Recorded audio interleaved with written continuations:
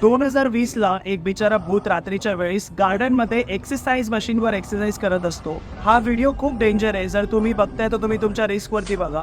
13 जून 2020 ला हा व्हिडिओ झाशी गावाचा केशव पारचा हा व्हिडिओ आहे, ज्याच्यामध्ये मध्यरात्री हा भूत या मशीनवरती एक्सरसाइज करत असतो.